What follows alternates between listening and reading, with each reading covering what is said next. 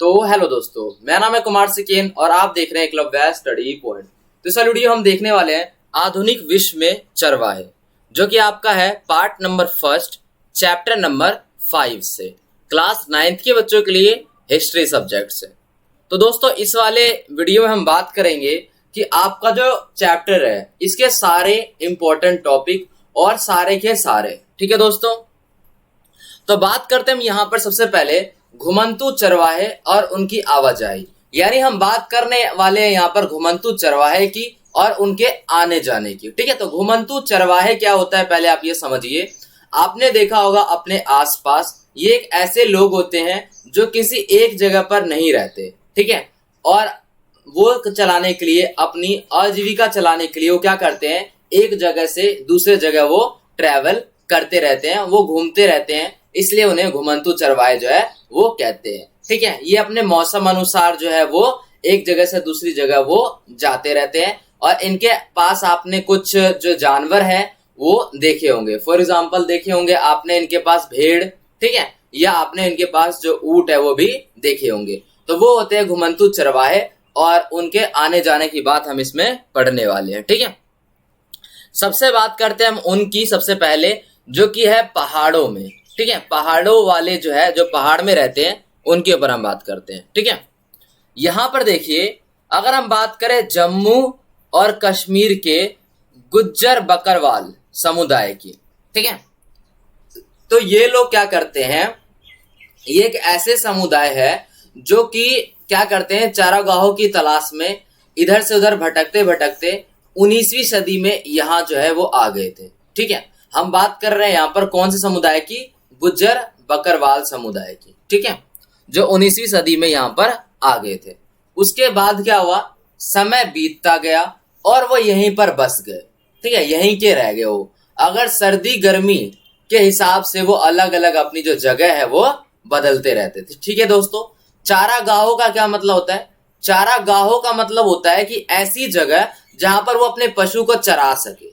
चरा सके का मतलब जहां पर वो अपने पशु को खाना खिला सके।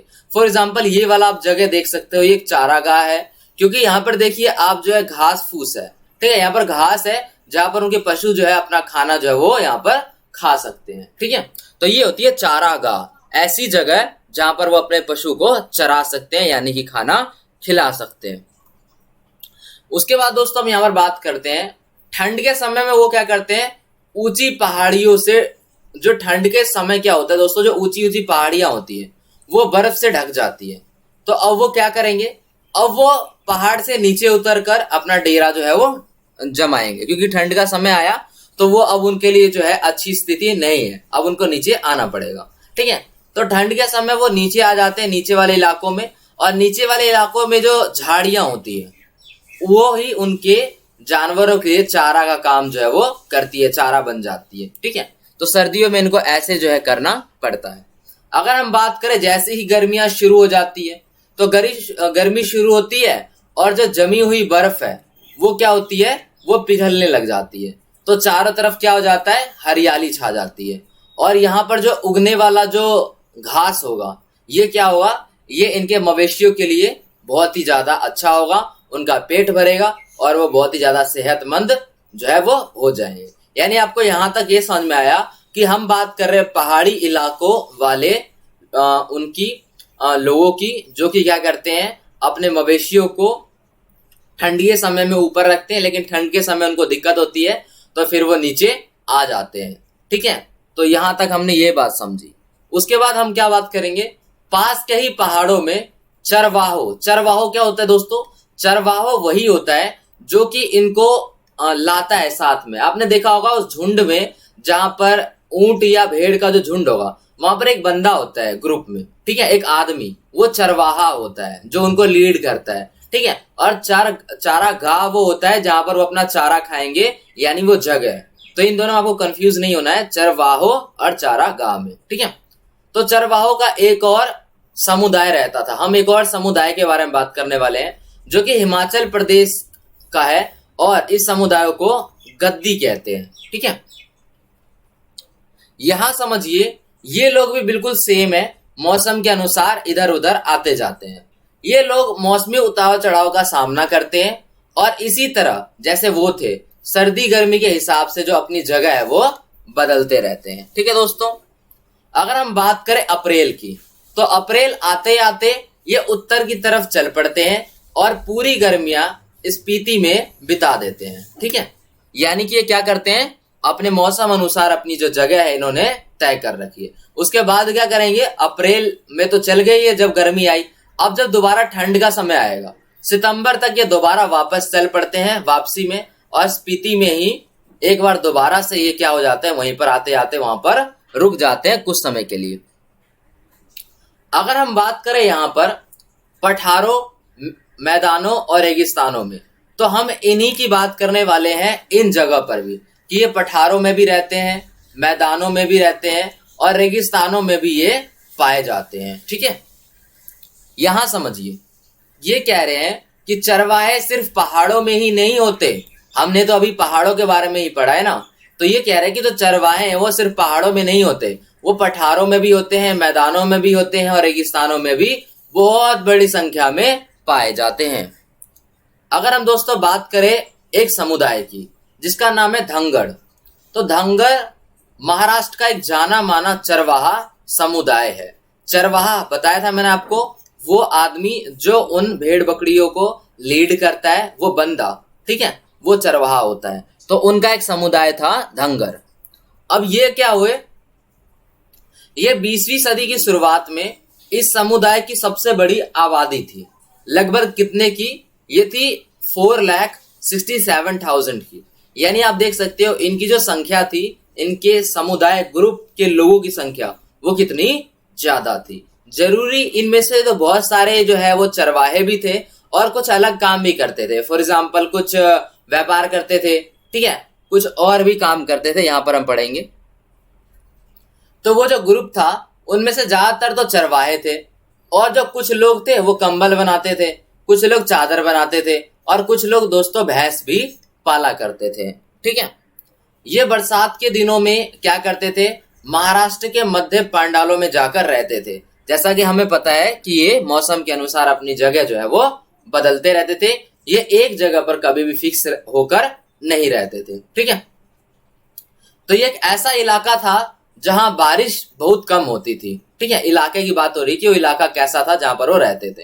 तो ऐसा इलाका था जहां पर बारिश बहुत ज्यादा कम होती थी और मिट्टी भी उपजाऊ नहीं थी, कुछ खास उपजाऊ नहीं थी, और चारों तरफ क्या थी, कटीली झाड़ियां थी। ठीक है दोस्तों, यहां पर हम बात करते हैं बाजरे जैसी सूखी फसलों के अलावा यहां कुछ और नहीं उगता था। यानी जहां पर की ये बात हो रही है वहां का सिस्टम जो है वो ठीक नहीं था। ठीक है, वहां पर ना तो बहुत अच्छे घास फूस पैदा होते थे जिनसे इनके मवेशियों के लिए अच्छा होगा, और ना ही वहां का जो मौसम है वो ठीक था, और ना ही वहां पर उपजाऊ भूमि थी। यानी और जो फसलें हैं वो भी सिर्फ क्या, सूखी फसलों के अलावा यहाँ पर और कुछ जो है वो नहीं उगता था। यानी इनकी ये जगह कुछ खास अच्छी नहीं थी। लेकिन अगर हम बात करें अक्टूबर की, तो अक्टूबर के आसपास धंगर बाजरे की जो कटाई थी वो हुआ करती थी। ठीक है, तो ये क्या करते थे दोस्तों, ये महीने भर पैदल चलने के बाद, महीने भर ये पैदल चलते थे और कोंकण इलाके में जाकर डेरा डाल लेते थे। ठीक है, उसी इलाके में जाकर डेरा डाल लेते थे, और वहां पर क्या होता था, वहां पर जो है अच्छा बात था, वहां पर अच्छी बात ये थी कि वहां अच्छी बारिश होती थी, जो मिट्टी थी वो भी उपजाऊ थी, जिसकी वजह से क्या हुआ, इन इलाकों में खूब खेती जो है होती थी। ठीक है, बारिश अच्छी, मिट्टी उपजाऊ, और क्या चाहिए खेती के लिए, तो ये सब होती थी। किसान भी इन चरवाहों का दिल खोलकर वहां पर स्वागत करता था। यहाँ मतलब कि जहां पर वो जाते थे अक्टूबर में, वो वाली जगह जो है इनके लिए बहुत ही ज्यादा अच्छी मानी जाती थी। तो दोस्तों अब हम बात करते हैं यहाँ पर, जिस समय वो कोंकण पहुंचते थे उसी समय वहां के जो किसान थे वो खरीफ की फसल काटकर अपने खेतों को रबी की फसल के लिए दोबारा उपजाऊ बनाते थे। ये उन किसानों की सिचुएशन बता रहे हैं हम जहां पर वो जाया करते थे। यहां पर देखिए, बारिश शुरू होते होते ही धंगर तटीय इलाके छोड़कर सूखे पठारों की तरफ लौट जाते थे।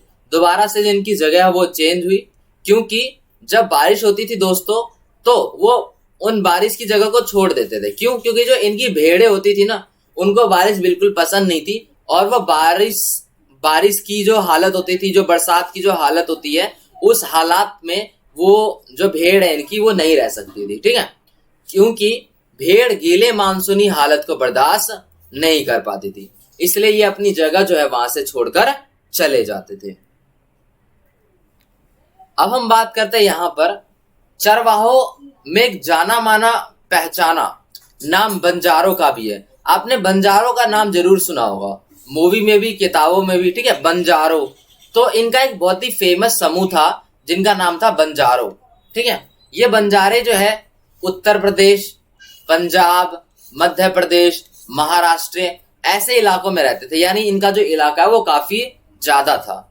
ये लोग बहुत दूर दूर तक चल जाते थे। ठीक है, और रास्ते में क्या करते थे, अनाज के लिए, यानी कि ये गांववासी से अनाज पाने के लिए उनको अलग अलग तरह की चीजें प्रोवाइड कराया करते थे। जैसे अनाज और चारे के बदले वे गांव वालों को खेत जोतने वाले जानवर देते थे। खेत जोतने वाले जानवर, इसका क्या मतलब हुआ, इसका मतलब हुआ बैल। सब जो बैल होती है ना, वो खेत जोतने वाले जानवर होते हैं।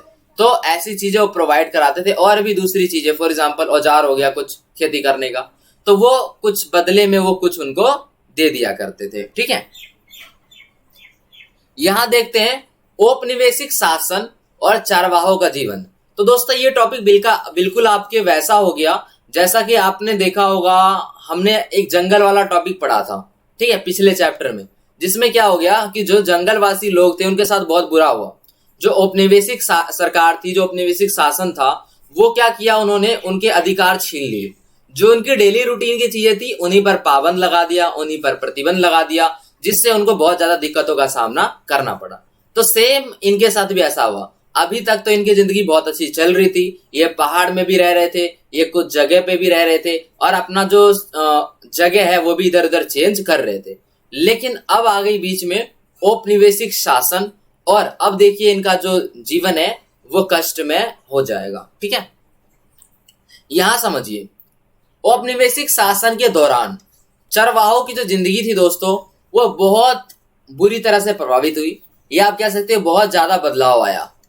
उनका जो सबसे मेन काम था ना कि इधर उधर जाना, इस इधर उधर जाने पर ही बंदिश लगा दी सरकार ने। ठीक है, और उनसे लगान लिया गया, इधर उधर जाने के लिए वसूल किया गया, और उस लगान में भी वृद्धि होने लगी। ये नहीं है कि वो जो लगान है वो फिक्स है, नहीं, उसमें भी वृद्धि होने लगी, और उनके पैसे और हुनर पर भी बहुत बुरा असर पड़ा। तो ये सिचुएशन हुई इनके साथ। अब इसको हम 4 बातों से समझेंगे कि इनको किस प्रकार की क्या दिक्कत आई। इन बातों को हमने 4 पार्ट में डिवाइड करा है, और बहुत अच्छे से हम 4 बातों में समझेंगे। सबसे पहली बात जो है वो समझते हैं क्या है।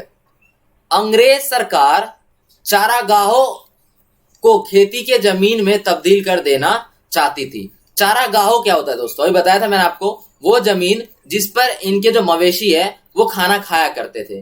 ठीक है, चरा करते थे, तो उस जमीन को सरकार खेती के जमीन में बदल देना चाहती थी। क्योंकि दोस्तों यहाँ पर आपको एक बहुत अच्छी बात पॉइंट नोट करनी है, वो क्या है कि देखिए, जो चारागाह की इनकी जमीन थी ना, वो सरकार खेती के जमीन में बदल देना चाहती थी। क्यों? क्योंकि सरकार को वो जमीन बेकार लगती थी।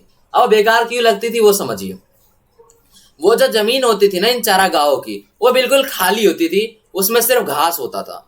तो सरकार तो प्रॉफिट देखती है, तो उसको उसमें कुछ प्रॉफिट नहीं लगा। उसे लगा यार ये क्या हो रहा है, इसमें तो ना तो खेती हो रही है, खेती नहीं होगी तो मुझे पैसे कहां से मिलेंगे, कर्ज कैसे मिलेंगे, ठीक है, कोई इस्तेमाल नहीं हो रहा। तो वो उस खेती को बेकार समझते थे, जो कि चारागाह था वो उस खेत को बेकार समझते थे, और वो सोचते थे कि मैं वहां पर खेती करूंगा। तो ऐसा ही कुछ सिस्टम जो है उनके साथ चल रहा था। जमीन से मिलने वाला जो लगान है उनकी आमदनी का एक बड़ा स्रोत था। ठीक है, इसलिए वो चाहते थे कि चारागाहों की जमीन को मैं कैसे बदल दूं, मैं खेती की जमीन में बदल दूं। ये वो कौन चाहते थे? चाहते थे वो सरकार, औपनिवेशिक सरकार।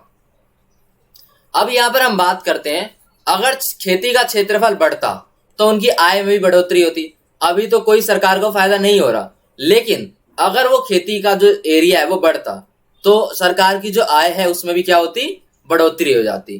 ठीक है, इतना ही नहीं, कपास, गेहूं, इन सब का जो उत्पादन है ये बढ़ता। और जबकि इंग्लैंड को आपको पता ही है कपास की तो बहुत ज्यादा जरूरत थी। ठीक है, तो अन्य चीजों के उत्पादन में भी इजाफा होता, जिसकी इंग्लैंड को बहुत ज्यादा जरूरत भी थी। तो ये अपने प्रॉफिट के लिए क्या करेंगे, अब वही करेंगे जो हमेशा से ये करते आ रहे हैं। ये दूसरों की लाइफस्टाइल में टांग अड़ाएंगे और उनको नुकसान पहुंचाएंगे। यहां समझिए, अगर हम बात करें अंग्रेज अफसरों को, तो बिना खेती की जमीन इनको कोई मतलब की नहीं लगती थी, बेकार लगती थी। उन्हें लगता था कि इस जमीन से ना तो मुझे लगान मिल रहा है और ना ही उपज हो रही है, तो ये जमीन तो बेकार है।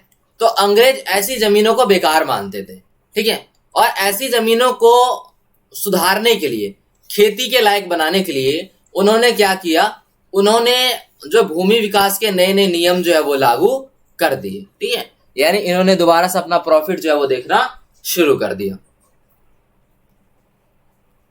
अब यहां पर हम बात करते हैं दूसरी बात की।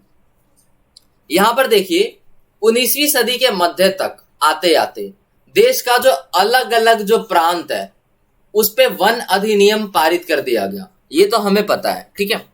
इन कानूनों की आड़ में आपको पता है, ये कानून तो इन्होंने लागू कर दिया, लेकिन इनकी आड़ में क्या करते थे, अपना फायदा देखते थे। तो इन कानूनों की आड़ में सरकार ने कई जंगलों को आरक्षित घोषित कर दिया कि भाई ये जो जंगल है ये रिजर्व है सरकार के लिए, ऐसा कर दिया।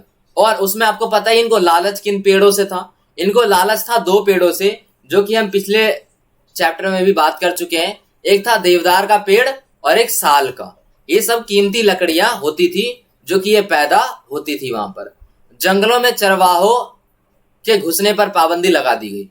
इन्होंने क्या कहा चरवाहों को कि तुम जंगल में नहीं घुस सकते, ठीक है, पाबंदी लगा दी।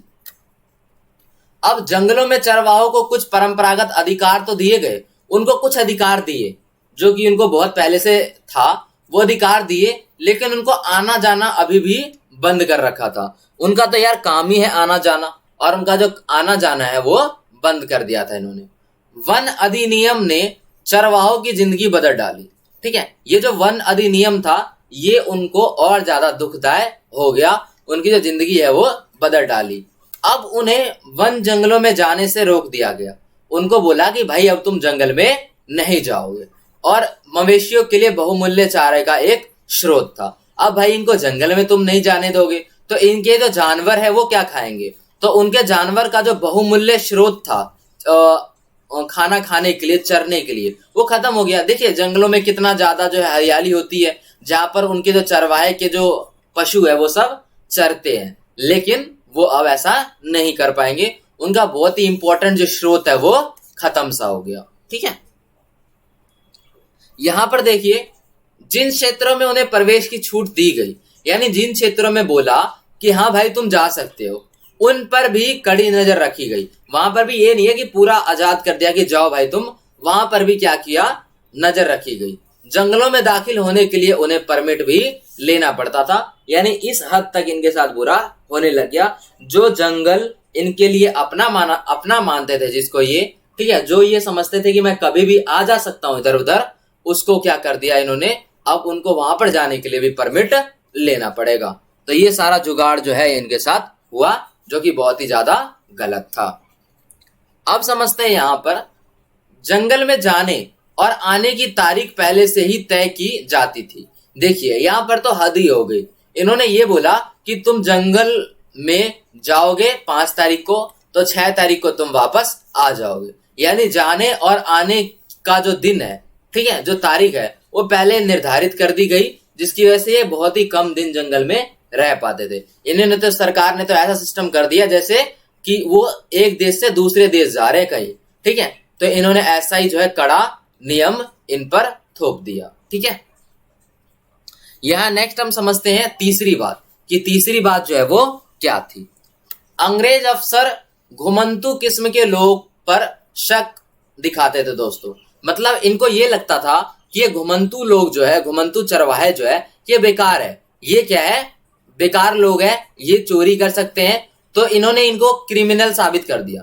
एक एक्ट भी निकाला इन्होंने, जिसकी वजह से क्या हुआ, इनको क्रिमिनल साबित कर दिया कि भाई तुम क्या हो, तुम जन्मजात क्रिमिनल हो, ठीक है। यहां पर समझते हैं हम उस एक्ट के बारे में। घुमंतुओं को अपराधी माना जाता था। उनको कहा जाता था तुम तो अपराधी हो, क्रिमिनल हो।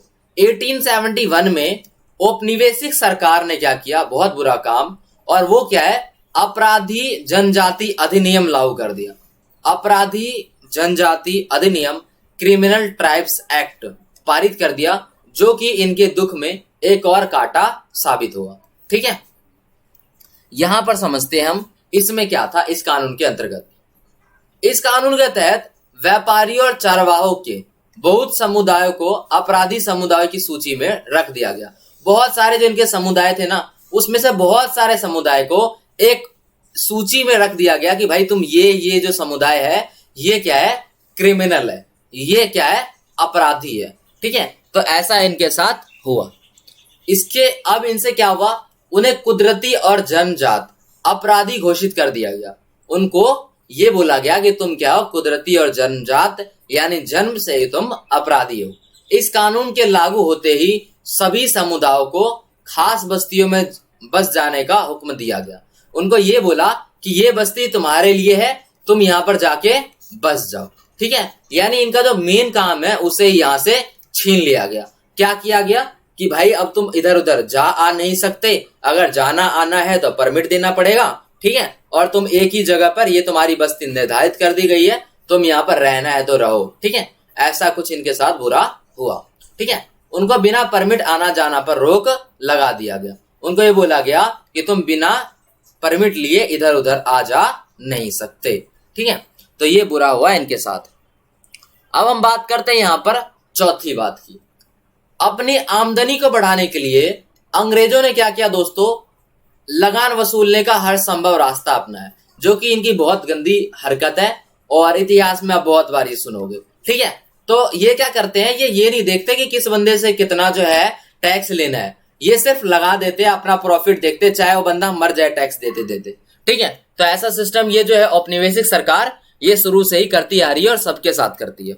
यहां पर देखिए, उन्होंने जमीन पर, नहरों के पानी पर, नमक पर, ठीक है, इन सब पर टैक्स लगा दिया, जबकि ये सारी चीजें तो प्राकृतिक है, इन पर तो टैक्स लगाना ही नहीं चाहिए। ठीक है, और यहां तक कि इन्होंने मवेशियों पर भी टैक्स लगा दिया कि तुम्हारे इतने मवेशी जाएंगे तो तुम्हें इतना टैक्स देना पड़ेगा, तुम्हारे इतने मवेशी जाएंगे तो तुम्हें इतना ज्यादा टैक्स चुकाना पड़ेगा। तो ये सारा सिस्टम उन्होंने कर दिया और ये सारी बातों का जो ऐलान है वो भी कर दिया।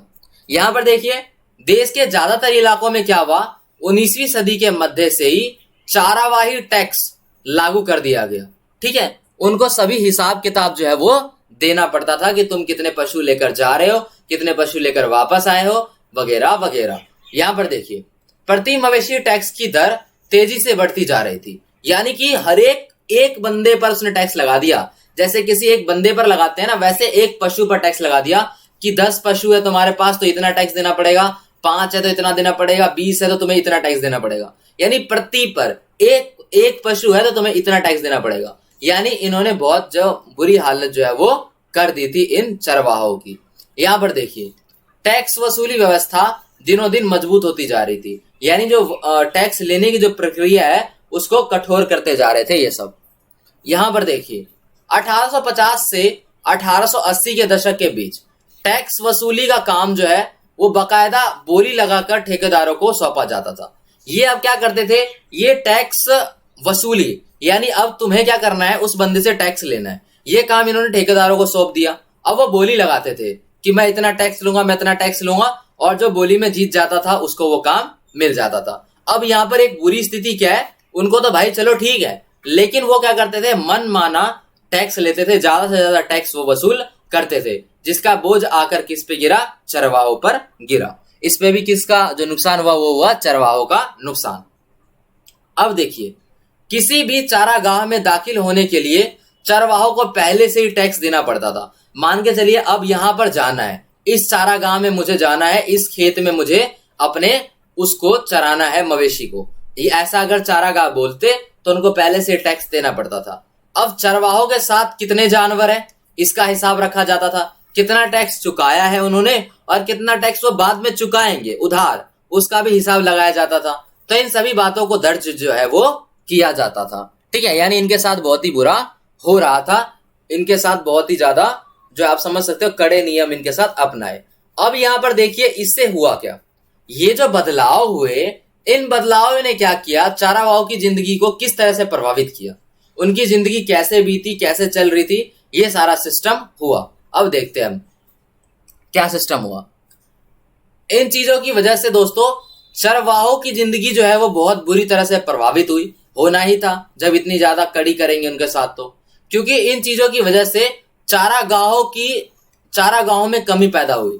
यहां पर देखिए इसमें आपको दो वर्ड है दोबारा से, चरवाहों की जिंदगी, यानी इस बंदों की जिंदगी बहुत ज्यादा प्रभावित हुई और चारागाह कम होने लग गए, यानी वो जगह जहां पर वो अपने पशु को चराते थे, खाना खिलाने ले जाते थे, उनमें कमी पैदा हो गई। ठीक है, कमी दोस्तों सिंपल है, वो होना ही है, आप समझ के देखिए।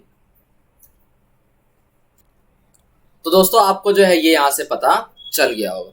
अब हम बात करते हैं यहां पर चारागाह खेतों में बदलने लगे, तो बचे कुचे जो चारागाह थे वो चरने वाले जानवरों की तादाद बढ़ने लगी। यहां पर देखिए क्या हुआ, यहां पर उन्होंने पहले ही बोला था, जो औपनिवेशिक शासन था, उन्होंने ये कहा कि जो चारागाह है जहां पर वो चरते हैं, जहां पर पशु जो है वो खाना खाते हैं, तो उन्होंने ये कहा कि उस जगह को हम क्या करेंगे, उस जगह को हम खेती के लिए बना देंगे। तो उन्होंने खेती के लिए उस जगह को इस्तेमाल करने लग गए।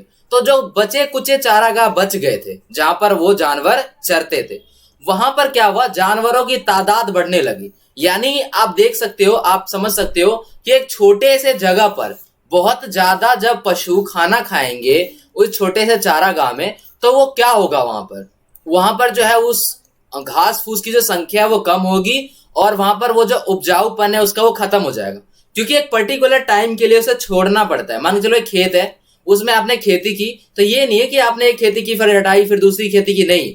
वहां पर आपने देखा होगा जो किसान होते हैं वो क्या करते हैं, कोई खेती पर खेत करते, जहां पर देखिए इस खेत पर वो खेती करते हैं, ठीक है। तो यहां पर क्या होता है, कोई फसल उगाते हैं, मान के चलो उसने क्या उगाया, यहां पर उसने जो है आलू उगाए, ठीक है, आलू उगाए।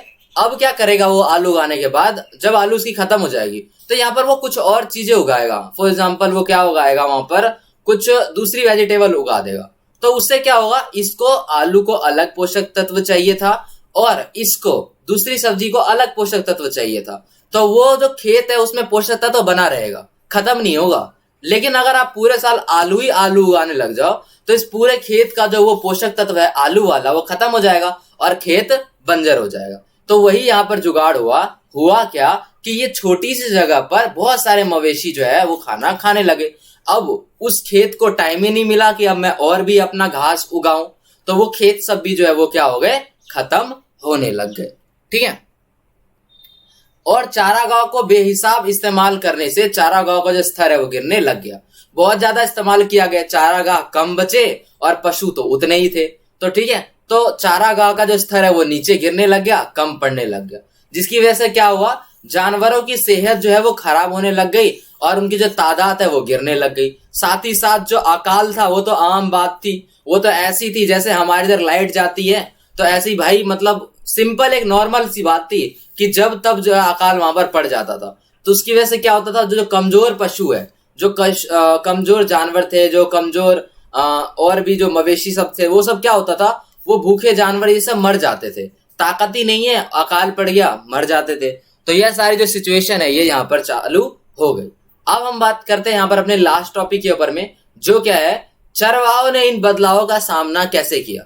अब ये बहुत सारी दिक्कतें आ गई इनके पास, तो इस चीजों का दिक्कतों का सामना ये कैसे करेंगे वो देखते हैं यहाँ पर। ठीक है, इन्होंने क्या किया, कुछ चरवाहों ने तो अपने जानवरों की संख्या कम कर दी।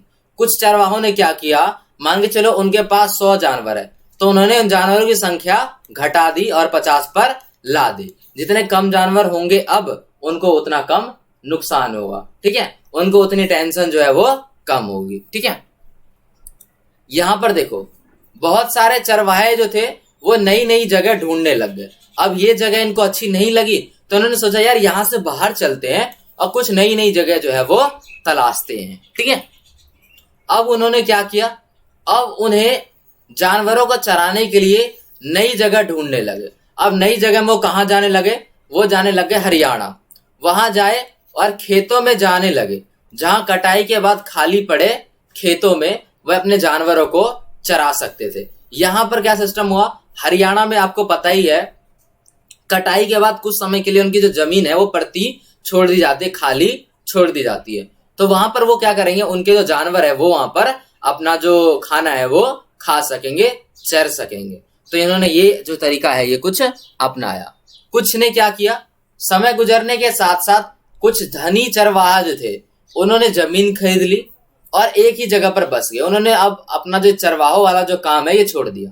उन्हें ये लगा यार अब ये तो बेकार सिस्टम हो गया है, सरकार इसमें हमारा साथ देना तो छोड़ो, हमारे पर प्रतिबंध लगा रही है। तो उन्होंने चरवाहा का काम छोड़कर और जमीन खरीदकर एक ही जगह वो नॉर्मल बंदों की तरह बसने लग गए।